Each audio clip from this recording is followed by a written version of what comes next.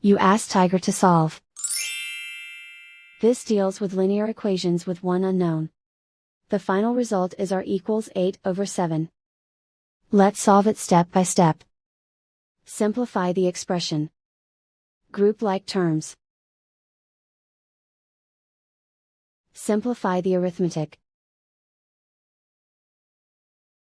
Group all constants on the right side of the equation.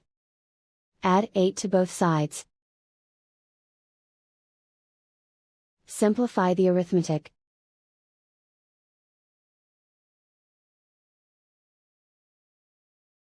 Isolate the r. Divide both sides by 7. Simplify the fraction.